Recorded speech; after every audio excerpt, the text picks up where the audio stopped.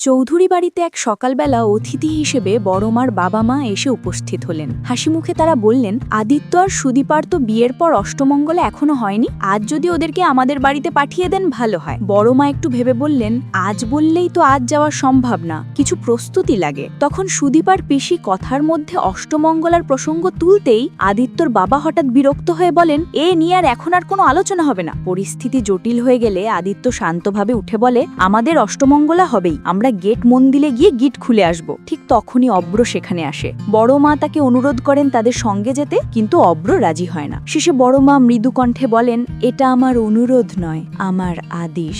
কথা শুনে অব্র চুপচাপ রাজি হয়ে যায়। পরের দিন সকালে সুদীপা মন খারাপ করে একা বসে থাকলে আদিত্যর মা তার পাশে এসে বলে, এই বিয়েটা ভগবানের ইচ্ছেতেই হয়েছে, একদিন দেখবি এর মানে বুঝতে পারবি। সুদীপা নিচুস্বরে বলে, আপনিও তো নিজের দাম্পত্য জীবনে সুখী নন, তাই না? এই কথাটা আদিত্য শুনে ফেলে এবং কঠিন স্বরে বলে, ওসব নিয়ে ভাবার প্রয়োজন নেই। সুদীপা শান্তভাবে জবাব দেয়, সত্যি কথা বললে সেটা মিথ্যে হয়ে যায় না। তর্ক বাড়তে থাকলে আদিত্যর মা দুজনকে থামিয়ে দেয় এবং ক্লান্ত গলায় বলে, আমি কাউকে কিছু বলতে ভয় পাই, কিন্তু কষ্ট আমারও হয়। মুহূর্তটা নিস্তব্ধ হয়ে যায়। ওদিকে পরমা আর অব্রার অষ্টমঙ্গলার গিট খোলার প্রস্তুতি শুরু হয়। একই সময় আদিত্য আর সুদীপাও বেরোতে প্রস্তুত হচ্ছিল। বড় মা তখন আদিত্যকে বলেন, পরমাদের জন্য কিছু উপহার পাঠানো হয়েছিল, ওরা নিয়ে যায়নি, তুমি দয়া করে পৌঁছে দিও। আদিত্য রাজি না হলেও সুদীপা হাসি দিয়ে বলে, উনি পৌঁছে দেবেন, আপনি নিশ্চিন্ত থাকুন। তারপর তারা দুজনে গাড়ি নিয়ে রওনা দেয়। কিছুক্ষণ পর গেট মন্দিরে পৌঁছে দুজনে একসঙ্গে প্রণাম করে অষ্টমঙ্গলার গিট খোলার প্রস্তুতি নিতে থাকে। সেই সময় দূর থেকে রূপা এসে ভিড়ের মধ্যে তার মাকে খুঁজতে থাকে, আর মন্দিরের ঘণ্টার ধ্বনি ধীরে ধীরে